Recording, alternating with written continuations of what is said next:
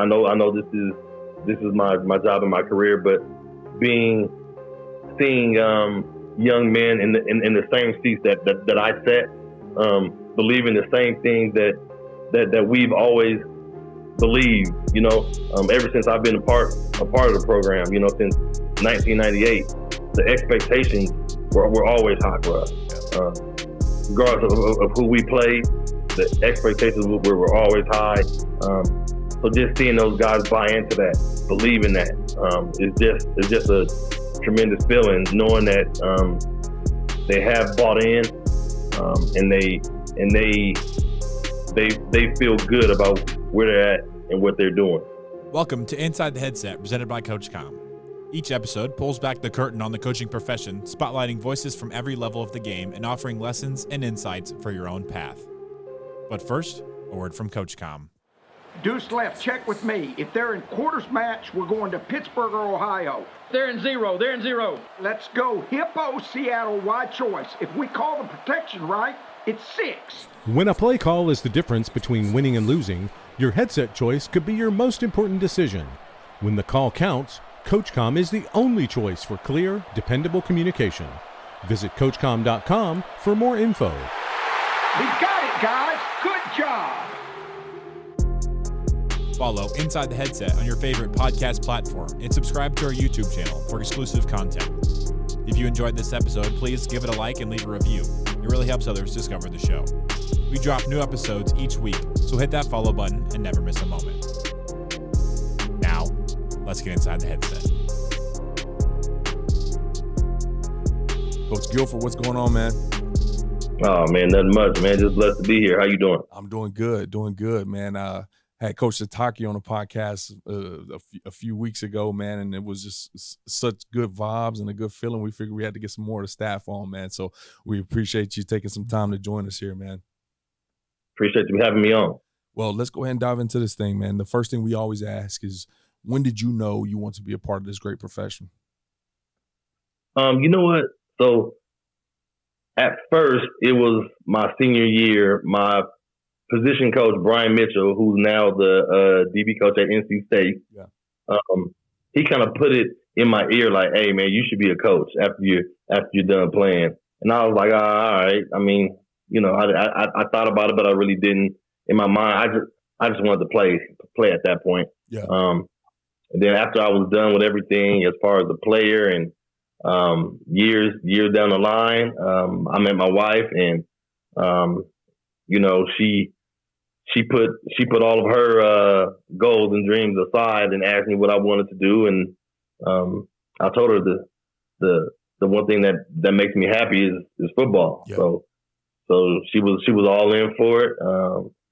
So it was about 2011 that I wanted to get back into it, and she just allowed me to do everything I wanted to do.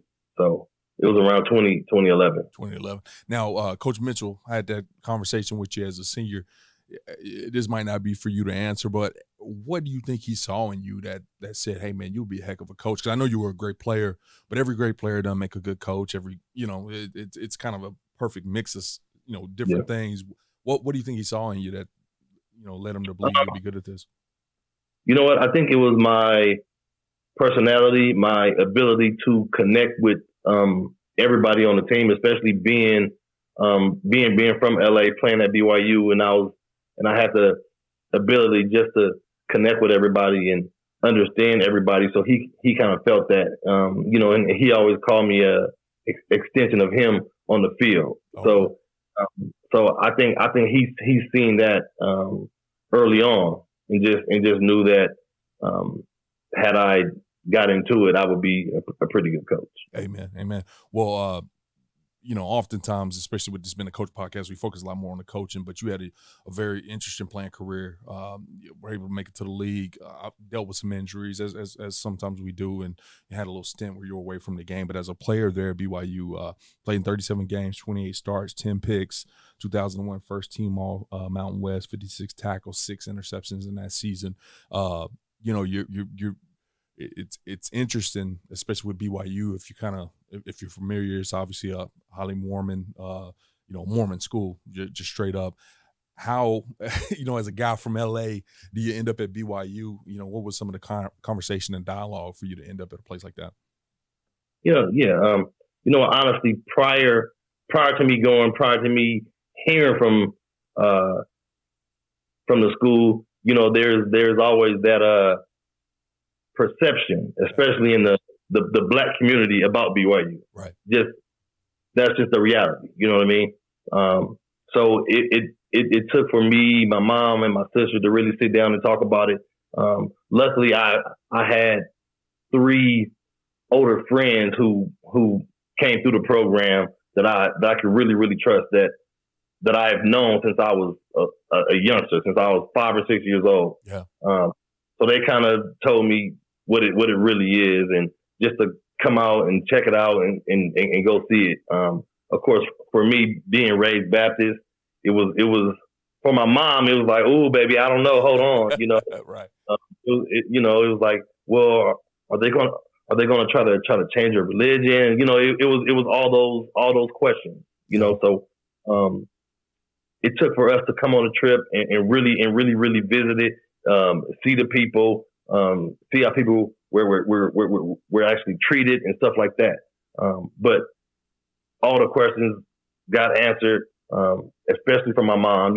Single mom. From Youngstown, Ohio. It was a little different for her, but once she got here and was able to see everything and meet people and talk to everybody and see how everybody would be treated, answered all the questions, and she wanted a place that was going to be safe and had the least amount of temptations for me to get in trouble. Right. Yeah. But it follows us sometimes. Yeah. Well, that's interesting that you kind of talk about leading up to that recruiting process for yourself, and now you've had the opportunity to be there for almost a decade as a coach. I'm sure that has helped you tremendously as you go and recruit kids, and even other coaches go and recruit kids, and you're kind of able to come and talk to maybe a Baptist kid from the deep South about BYU and stuff like that. So has that showed up in your career as a coach, just to be able to help people understand the differences there? 100%. Because I've walked down that path. Right. I've walked in that tunnel. Like I've had that personal experience, so I can sit down with parents and let them know, things that are true, things that are not true, what to expect, what not to expect. I can answer a lot of their questions before they even ask, because my mom had those same questions, and that's what I tell them. I'm like, I'm speaking literally from experience, because my mom had those same questions. We had that same perception prior to coming, right. So it fulfills a lot of parents' ease as I'm in their living room talking to them and things like that, as well as the players. So that's something that definitely played a role. Yeah, definitely advantageous to have that experience and be able to express that in the recruiting process. Now, you talked a little bit about when you knew you were going to be a part of this profession. It was 2011. At this point in time, man, you've done playing. You've kind of concluded your years as a player, both in the league and at BYU. You kind of had just a steady Eddie job. Don't know if you were passionate about it. And I'm saying all this stuff because I watched this kind of detailed video about you, which I highly encourage anybody to go and YouTube it and check it out. But you kind of you got this hole, right? And your wife kind of nudges you in the direction to go and take an opportunity there with your college. How did this even become a possibility for you to even apply and be a part of that with your college football staff and go work on your master's degree? Yeah, you know what? Talking to the wife, sitting down with her, just letting her know as far as the football profession goes, you have to start from the bottom. You have to start somewhere, And I was just letting her know. For me, it was a little bit difficult because I had already graduated. I graduated as soon as I was done playing, and to be a graduate assistant, I think once you're past 7 years, your graduation date, you can't be a graduate assistant at a Division I school anymore. Right. So for me, it was like, okay, baby, I can't go Division I. I knew Bronco Mendenhall was here at BYU. We have a great relationship. He actually called me and wanted me to come be a GA, but I couldn't because my years would pass. So I told the wife at that point, I have to start from the bottom, whether it's JC, Division III, whatever the case may be. So we sat down and, looked at all the schools, applied everywhere. And it just so happened the first person to call me back was Whittier College, which was, about 15 miles from LA, Division III school. They told me all they have is a graduate assistant program, which would help me get my master's. They told me to pay. They was like, you're not gonna get paid a lot, and luckily have a great other half who was able to do some things. We took out some loans and did all that other stuff.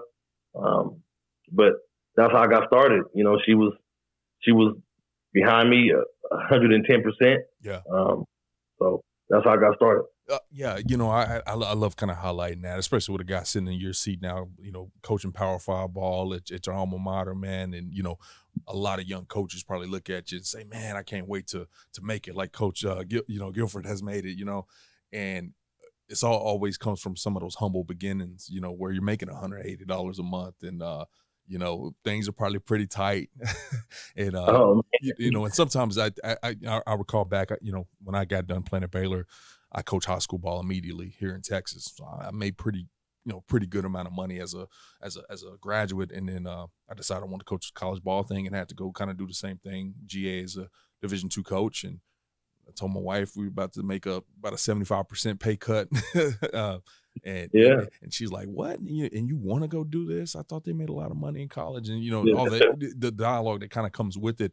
And so I think oftentimes it's easy for us to forget sometimes how that significant others, they play such a strong role. But what was some of the dialogue, once I'm talking about strictly from a financial standpoint, what was some of the dialogue that kind of went into like this, thing that you're about to hop into, and, it's going to be tight for a couple of years, but hopefully there's some light at the end of the tunnel.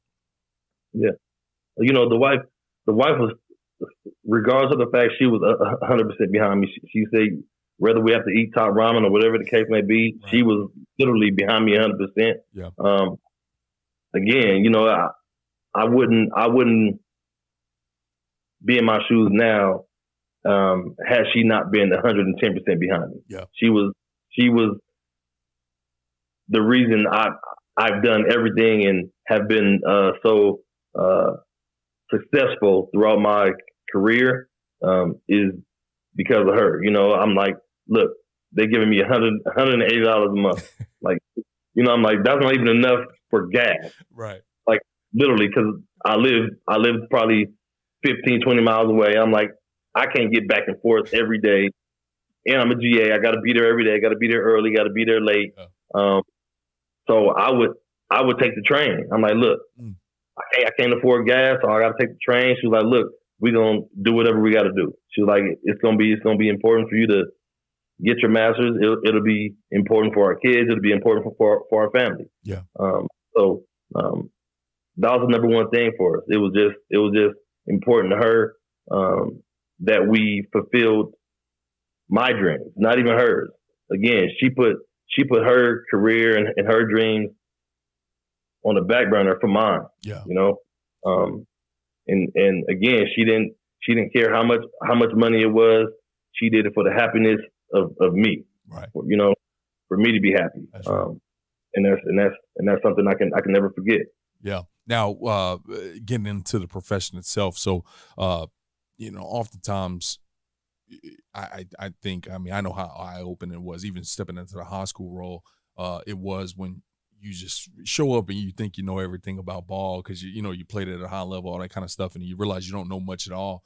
Did you kind of have that epiphany as you stepped in and, were showing up at 5 a.m. and leaving at midnight and all that kind of stuff? Were you having some of those eye-opening moments? Oh, yeah, of course. Especially because I was away from the game for so long. Yeah. So being in the office, all of a sudden, we're talking about fronts and O-line and movements and different runs, and I'm sitting back lost. I'll be 100% honest with you. Man, I'm at a Division III school, and I'm in there, and I'm like, wow, like, I'm in awe. Like, man, I have so much to learn, but it was definitely eye opening to know, to realize how much I didn't know about the game, about especially as far as the O line and D line goes. Yeah.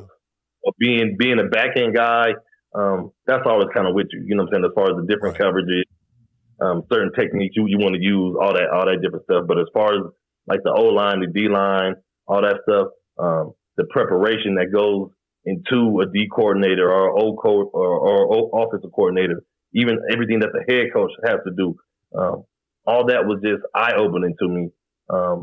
It just of how much I didn't understand or didn't know. Now, I always talk about this, especially when guys have had the opportunity, number one, to play and or coach at the FBS level, and then their opportunity kind of early on is at the divisional level, like a Division III university, Division II for myself.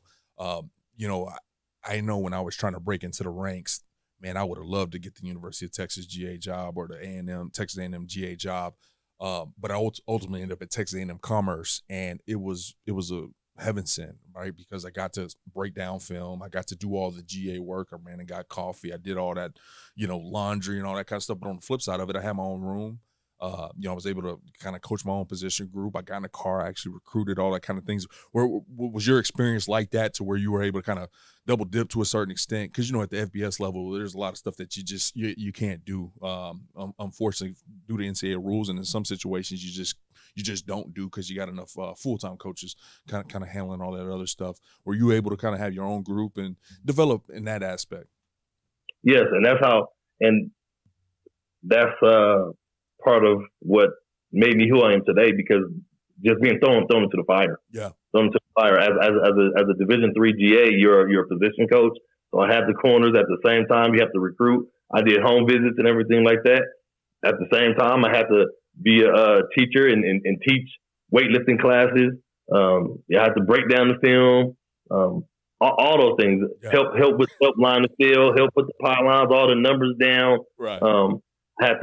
I had to watch over softball, soccer, water polo, all those different kind of events. So you wear multiple hats at a Division III school, especially as a GA, because you're doing all the normal GA things, but as well as a full-time coach. You're doing the exact same thing with more on your plate. Right. Yeah, and that's kind of as I progress. Yeah, and I know this podcast isn't about myself, but obviously we never had those starts. But as I progressed and ended up at the FBS level, coaching myself, it was almost like less was getting on my plate. Now more in different senses. It was a lot more in the recruiting areas and stuff like that. But it was just like, man, the hardest years I had were some of those early years where you woke up, man, and it was just a list of things that just didn't end to do. 100%, and that's how I felt, because Division III, kids have to pay to go to school. Right. So once I got to Division I, I'm like, oh, wait a minute. I've been selling this. I've been getting kids that have to pay $50,000 and $60,000 to go to school. Now I get to offer them free education. Right. And I'm going to do all these other things. Like, it's good. I'm killing now. Like mentally, I was like, oh, this is easy. I'm getting ready to kill this. That's right. Now, you were able to take some success. You coached 2 all-conference corners in those first couple of years. Just having your own room for the first time, I think, you got to find yourself. You got to find your voice. I think, I don't know what age you would have been at this point in time, maybe 30s, somewhere around there. You look around, especially some of those divisional level, you have some older kids. Some of those guys are in your peer groups. I would hang with this guy, if I wasn't his coach, you know what I'm saying? How did you kind of find yourself, as a coach, how you lead, how you run a room, how you organize individual drills, some of those things, you got to figure out, like you said, on your own while you're thrown into the fire. How did you develop in that sense? I was blessed to be around a great DC who's now the DC at the University of San Diego, okay. Isaac Carter, and he had had multiple stops, with the I believe then it was like the UFL or XFL or whatever the case may be. It was there. He's been to multiple schools in Princeton and stuff like that. And we were around the same age, but he got straight into coaching. So he was able to kind of help me out and just kind of validate the things that I thought or validate the things that I wanted to do. So we began to hang out all the time. So I would hang out with the D coordinator literally every single day. That became a guy who, again, just kind of validate everything that I thought I wanted to do and different drills and how to interact with certain kids and things like that. And at the same time, just being back in school, being the GA, getting my master's in education helped me validate as far as the coaching aspect of it. Getting my master's in education, and at that time was when No Child Left Behind actually kind of really, really started to come out, right? So it was all about kids and coming from different backgrounds, everybody learning different and stuff like that. So that kind of validated everything that I thought as far as coaching guys a different way, approaching them a different way, talking to people a different way, and just everything like that. So just being there with the DC, validating everything, and then as well as being in class, not even about football, just about education, but kids teaching, learning. Yeah. At the same time, it's the same thing. We're just teachers, we're teaching certain things, whether it's football or life, whatever the case may be. So that just helped validate everything that I was doing. So after a successful run there, right, you get your master's degree. You hit on teaching, right? Just developing as a good teacher when it's all said and done. A couple all-conference cornerbacks. The thing with the GA is that thing has that hard stop. It ends. So what's next for you? You end up at Southern Utah, but what was kind of that gap between you getting that job and you finishing up that last season? Two things. So the first thing is I would work a camp in Oklahoma, Josh Heupel's camp, who's now the head DLC. DLC, yeah. I'm a DLC guy. Yeah, I don't know if you knew that. There we go. Okay. Okay. Yeah. Oh wow, that's crazy. Hey, connections everywhere. That's right. That's right. Yeah. That's right. So I worked that camp for 2 years, man, and I met so many great dudes. So we probably would have crossed paths. You know what I mean? Right. Met so many great dudes from different schools and stuff like that, and then just the connections, like you were saying. So getting to Southern Utah, the head coach Ed Lamb, he was a defensive grad assistant when I was a player. Okay. And he told me, he said, the reason I brought you in, I'm like, maybe because I was a good player, or I did a good job here. And he said no. He said the way that you treated me as a player when I was a GA is something I would never forget. And he brought down this specific moment that I didn't even remember. He said, man, he said it was your second year starting. You were one of the top dudes on the team, and we were in the cafeteria, and he said it was my second day as a GA. And I was looking for somewhere to sit, and you slid over and told me to come sit next to you and all the guys. And he said the way it made me feel was something that he would never forget. So when he had the opportunity to bring me in, he said he brought me in because he knew that, again, I can connect with multiple people. Yeah. And he said, I know what kind of guy you are from that moment, because everybody wouldn't just do that. Yeah. So, again, when you meet people and connect with people and treat people the right way, it opens doors that you might not know. Yeah. Yeah. That's awesome. I mean, you hear the stories about, how you treat the janitors and all that kind of stuff, but they're always, stories, but this is real. Obviously, GA is not the janitor, but at the same time, been that lonely guy on the totem pole as a GA at a program, and, just to have one of those, star players embrace them, man, that clearly went a long way. Now, my curiosity is, he obviously went on to be the head coach there at Southern Utah. How did you guys ultimately reconnect in regards to him knowing that you were in a profession, because you did have that gap? At the convention. Okay. And it was funny because I didn't even run into him. because he hadn't gone to the convention. I ran into his defensive coordinator, Demario Warren, who's now the DB coach at Boise State. Yep. So he was the DC. We were at the convention, and again, I didn't know Demario from a can of paint. Like, I didn't know each other. We just walked past each other, and again, he was by himself. I was by myself. Introduced myself. Hey, what's up, man? How you doing? Like, man, I'm out here. I'm just looking for an opportunity. And he told me, he's like, man, you know what? I might have an opportunity. Just give me your card, give me your number. We began to talk and text, and I didn't even know that Ed Lamb was the head coach at Southern Utah. So I didn't even know the connection. And it just so happened that was the connection. One thing led to another, and next thing you know, I'm at Southern Utah. So happened at the convention. Yeah, literally walking through the hall, just seeing a guy, Southern Utah, and just struck up a conversation. Well, that's powerful, especially as a younger coach who I know. A lot of young coaches are going to watch this podcast, and hopefully some of this stuff resonates with. But oftentimes, just in my role here at the AFC, I get calls from young guys that are in a profession and asking, how do they find a job? How do they, and you probably hit two of the key points with real evidence in regards to getting out to the convention and networking, shaking hands. Don't be in your shell.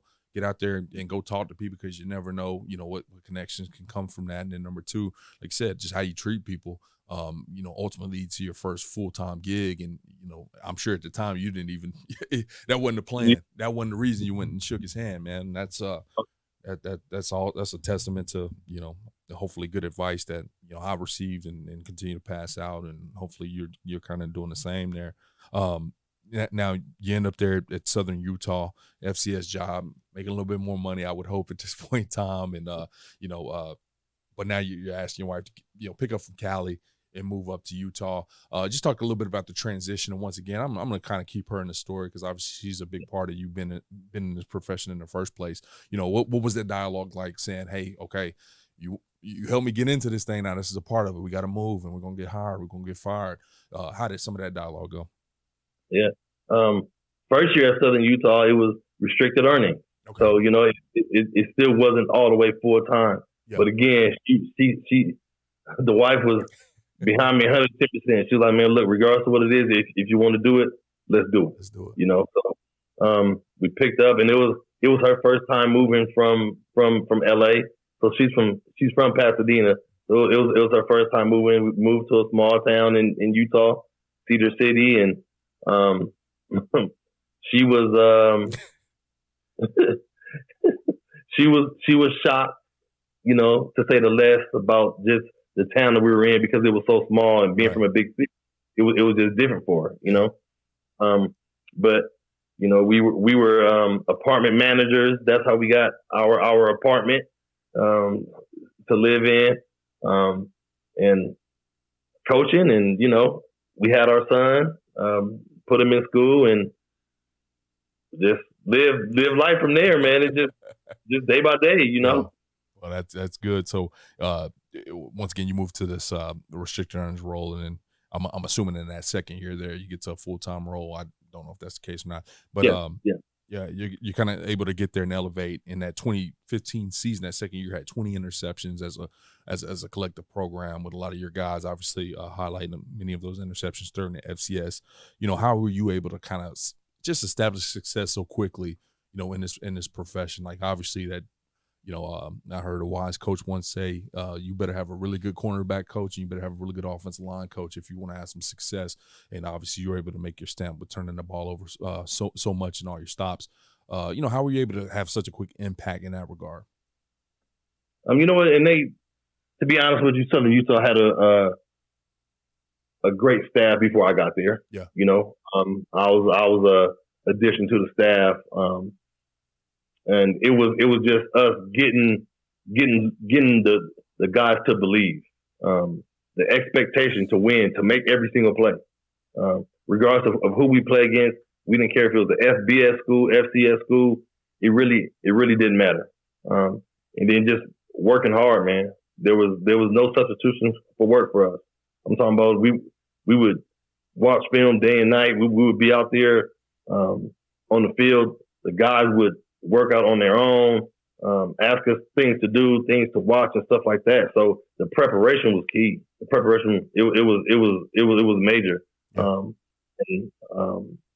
Along with the head coach and his vision of the program and the things that he wanted to do offensively and defensively, we had to get everybody to buy in. And once everybody bought in, we had a feeling that it was going to be a magical season. Yeah. Now, you have a very unique story in regards to this next stop is a full-time role there at BYU, and it was from a coaching standpoint. You're super young, at that point in time. Obviously you're maybe a little older in age than some of the other guys in the profession at that point, but you were young. What did you gather from that Southern Utah stop? That is just, when you go back and look at it, what was, what would be your summary of that stop there as far as your development goes as a coach?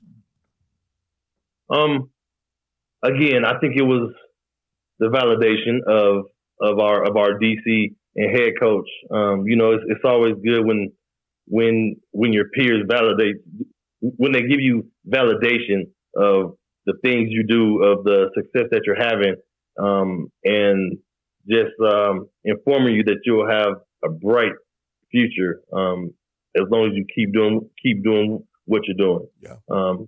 Again, and as far as just majority of the things I do are things that I've learned from my past coaches. And it's a great feeling to see them still doing what they're doing, because that's validation for me that I am doing something right, because they're still doing the same things. And as we talk, of course, we all have to adapt with the times. Yeah. But for the most part, our core values, our core values are going to remain the same. So there was no negative notation in my mind that I was going to be successful at the next level. Like it was, I knew that I was ready. I was ready for the next step. Yeah, yeah. Now, before we hop into BYU, you brought up that DOC, and I had no idea. Otherwise, I would have had a question. But I did that for 2 years when I was working at Millsaps. I was making a little bit more than you at the D3 level, a little $600 big time. Had a room in the dorm and all that kind of stuff. But that was the way to supplement some income a little bit, is go work those 100 straight days in that hot Oklahoma. 100 straight days. So go ahead. So it's funny. So I tell everybody, I'm like, that was my first time to that Midwest area, that Oklahoma, Kansas, a little bit of Texas, the whole GOP area. Stop, yeah. So the first year I did it, it was, it was 2012, I believe was the first year I did it. And I'm flying in from LA, and as we're landing in OKC, I'm like, man, these are some big clouds. It's like the end of May, right? It's like the end, because we usually do it from the end of May to the end of July or whatever. So we're flying in. I'm like, these are some big clouds. They're all like fluffy. I'm taking pictures of the clouds. Like, man, it's crazy. Like, all right. So when we land, Josh Heupel picks me up, and a car pulls next to us, and I'm like, man, what kind of car is this? And he's like, oh, that's the tornado chaser. But it never registered in my head that I'm in Oklahoma and, the tornadoes. I'm like, oh, wait a minute. I'm like, wait a minute. Like, no. I'm like, man, you got to send me back to the city. Like, oh, man, it's like an hour away. Like, it's this far away. I'm like, an hour? Oh, like, man. Yeah. I remember that day, though. Yeah, I want to say, so my last year was 2011, but I flew over to Vegas in 12 to just do that one camp that they flew over for. And I'm pretty sure that year was the year that Waleed was from Moore. That's my guy. Yeah, and the tornado hit Moore, Oklahoma, and did some pretty significant damage. Yeah. So me and Waleed are close to this day. Him, his wife, his kids, and everybody else stayed at his house multiple times. We talked. He's been to my house here in Utah. like everything. That's my guy. So his kid's school got hit by the tornado. That's right. So we went by the kid's school because we picked his kids up on it might have been a Friday from school. We had a day off, and that's when the tornado hit. And the next day, he drove me past the kid's school, Yeah, and it was just gone. It was done. It was gone, flat. Yep.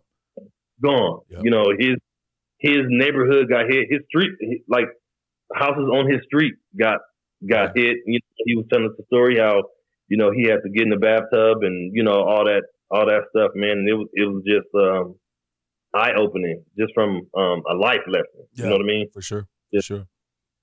Something outside of football, and it hit. I want to say it hit more like 2 out of 3 years, or it was something like that. Something crazy. Yeah, for sure. Yeah. And he didn't. Him and that Moore community didn't blink, man. They just rebuilt. Kept it moving, man. Now, last question about DOC. Do you got any tail left from the big hyper from old Ken? Ken. Woo! Hey, play no games. Hey, but you know what? I learned so much from Ken as well, man. Yeah.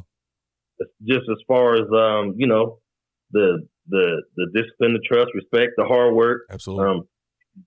Being on time, early on time. If you're not early, you're gonna get left. Yeah. All that stuff, just being Detailed. precise. Yeah.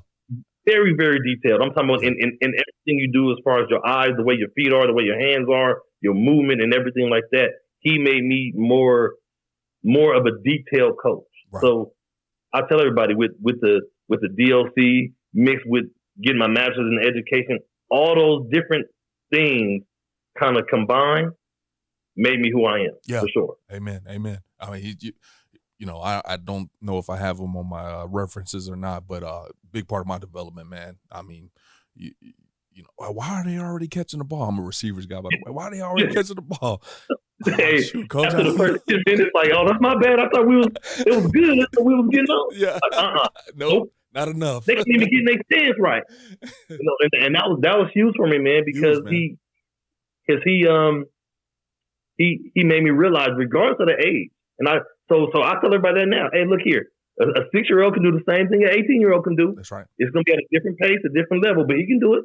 He's capable. It's going to take more time, but again, that's a Ken Heupel thing that regardless, he wasn't playing no games, and that's how we're going to do it, and that's how we did it for 100 straight days, as you know. That's right, 100 straight, man. Now back to it. So after your time there at Southern Utah, and you get the call of a lifetime, I can only imagine, man, just to very quickly be in a profession and get the call back from your alma mater, Coach Sitake, and our inaugural staff there at BYU.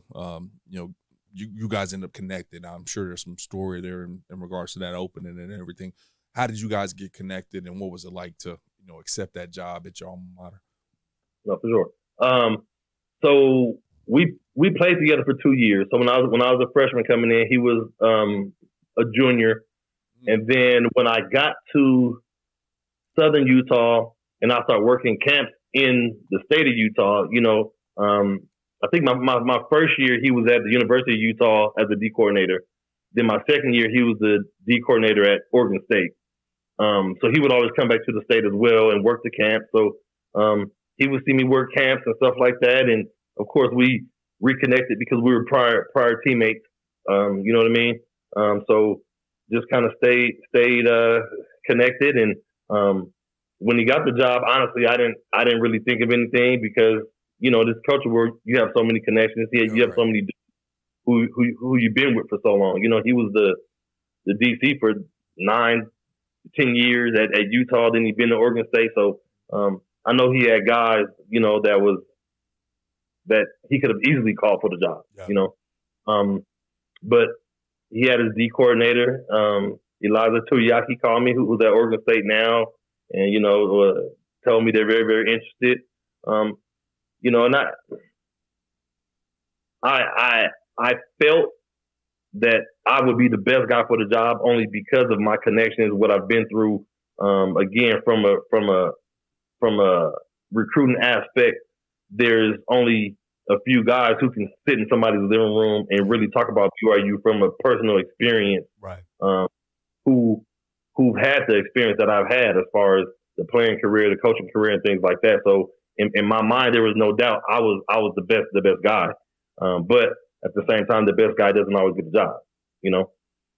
So eventually, he gave me the call and was like, "Look, man, I want you to come." And man, I took that thing in a heartbeat. It wasn't no questions asked. There wasn't no questions asked. There wasn't no wasted moments or nothing like that. It was definitely a dream come true. The wife broke down in tears because she had finally seen me happy and excited and fulfill my dreams. Yeah. You know what I mean? Yeah, that's huge, man. And that was something big. And did we have to move? Yeah, but it wasn't a far move. It was only a 3-hour drive. So for us, it was just kind of right up the road and stuff like that. But the most important thing was just being around the people. She was so excited about being around genuinely good people. Yeah. And that's what makes this school what it is. No doubt about it. Now, did you go through the interview process? Did you get up there and talk ball and spend a night, or whatever, a full all-out kind of interview deal with them? So what happened was I did the phone interview. I did the Zoom interview with our D coordinator. So I didn't have to do a face-to-face interview. It just so happened that our head coach at Southern Utah, Ed Lamb, had took the linebacker job at BYU. Wow. So it was validation there. Like, look, there's no doubt he knows what he's doing. Trust me. I was just with him for the last 2 years. I've seen him work day in and day out, whatever the case may be. So me and the D coordinator had to do the Zoom interview to talk ball, talk coverages, and all that good stuff. Which just like for a receiver, for a back end guy, that's what you do. Yeah. Yeah, that was nothing. Talk coverages and how we would play certain things, stuff like that. So I keep pointing out just a testament to just being a good dude. Just being a genuine good guy all the time. Because if you were a turd there at Southern Utah, maybe because you weren't making enough money or whatever, if you just weren't a good guy, it would have been very easy for him to go take that linebacker's job and say, yeah, I don't know about old Gilford here, but clearly he was able to go stand on the table for you as well. It's just interesting, kind of in these few short years, some of the relationships you were able to build, and really how everything kind of intertwined to a certain extent for everything to come to fruition here. So now you're there at your alma mater. You've been a key part of the BYU's defensive success, which obviously they hang their hat on, been always very good defensively and honestly offensively as well. As you continue to grow with the same program, how have you been able to continue to develop? Because sometimes being at a place for a long time can be a gift and a curse a little bit if you're not willing to go get out and expand your knowledge. How do you keep your tools sharpened? Yeah. You know what? I've been blessed to be around, man, who in my eyes is the best head coach in college football, man. Kalani, he's all about development, all about continuing to have guys grow, and those are the guys that he hires. So along those lines, the defensive coordinator that I originally came in with, Elijah Tuiaki, and our current defensive coordinator, Jay Hill, are both guys who allow me as a position coach to grow, allow me to call the defense during practice. They allow me to implement certain things as far as the game plan goes. Allow me to make certain calls in the game if I feel something. They'll, how you feeling, or whatever the case may be. So they're always trying to mold defensive coordinators, head coaches. They're not trying to kind of keep you in that box. One thing that our head coach always talks about is we don't have an ego on this team. Regardless if you're a GA, an analyst, whatever you are, we don't have an ego. Everybody's voice is going to be heard because there's more than one way to skin a cat, and if that's going to make us successful, that's what it is. So they've allowed me to grow in so many different ways, allow me to go out and go to different programs to see what they're doing, allow me to go with the the NFL to the Chiefs and see what they're doing and stuff like that. Go to the convention. Go to all the breakout sessions and stuff like that. So allowing me to continue to grow, at the same time molding me to be what I want to be as far as my personal goals go, as far as a coordinator goes. So our head coach, our defensive coordinator, they know my personal goals, and they are allowing me to get on that path to try to fulfill those dreams. Yeah, no doubt. And obviously, you kind of taking a big leap and heading towards that. You were promoted to defensive pass game coordinator here after this 2024 season. 2024 was a special year for you guys. Man, especially you on the back end, and not just you. Obviously, I know it's a team effort for that matter, but 12 players with an interception, which led to FBS, and 29 total turnovers, number 3 in the FBS, and then the Alamo Bowl champs. Man, when you look back, and this is the place that you played, I'm a Baylor grad. I love watching them have success, but I can only imagine how different it would be if I'm sitting in there, putting the blood, sweat, and tears from the coaching perspective, at the same time and been a part of that success. How awesome is it to, not just win at the place that's paying you a paycheck, but the place that's just been so special for you throughout the course of your, since high school, I guess. Yeah. It's an amazing feeling, man. To be honest with you, just like you said, I know this is my job and my career, but seeing young men in the same seats that I sat, believing the same things that we've always believed, ever since I've been a part of the program, since 1998, the expectations were always high for us. Yeah. Regardless of who we play, the expectations were always high. So just seeing those guys buy into that, believe in that, is just a tremendous feeling, knowing that they have bought in, and they feel good about where they're at and what they're doing. So definitely means a lot. Yeah, that's awesome, man. Now, one of the things that it was pretty evident to me. Like I said, I watched a 7-minute video, and not that I got some deeper look at things, but I was watching your interactions with the coaches and the players and some of those they call it B-roll, just the clips of y'all on the field in between some of the stories.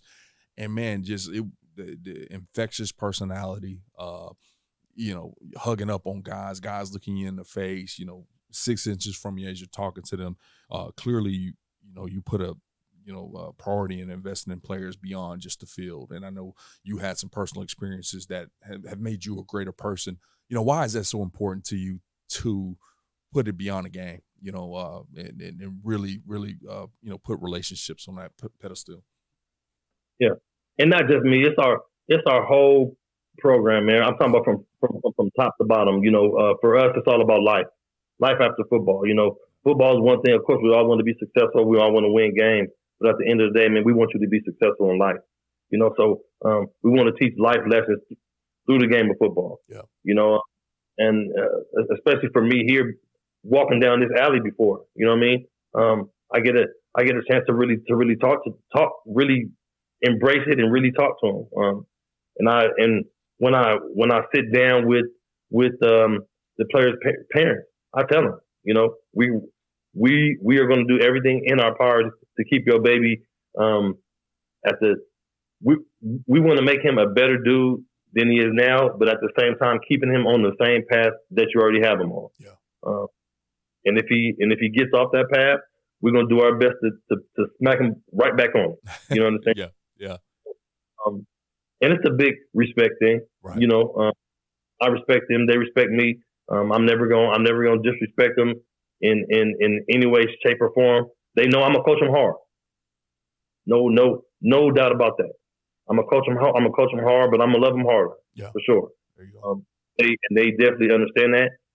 And again, I think just my ability to connect with different guys from different places allows me to interact with them and understand where they're coming from, understand their problems, understand things that they might have done. Share some of my experience, some of my personal experience that people might not know, but I can share with them, and let them know, look, man, everything's gonna be all right. Mm-hmm. I've been down that path before, you know. Yeah. So right here in the same uniform, same jersey. I've been in the same situation. Yeah. Now, just go ahead. I'm sorry. No, I was gonna say, so just those things alone just kind of give me the ability to interact and create those bonds with the guys. That's huge. Now, before I let you go here, Coach, I do want to get an opportunity. I made mention of young coaches, right, trying to break into the profession, trying to figure this whole thing out, and in a very quick time, you were able to kind of break into the profession, do a good job, be where your feet were, and very quickly you were able to kind of get your dream job, as you put it. Just for anybody that's just trying to kick down that door for those first couple opportunities, what advice would you give them? Generally, just being a great dude, man. I mean, I hear it all the time where coaches say, you know what, these dudes are genuinely good dudes, and they'll do anything for those dudes. You know what I mean? Being where your feet are, making the best of that opportunity, regardless if it's high school, JC, D2, D3, regardless of where you at. Just being good at what you do, where you're at, and then timing is a big thing too.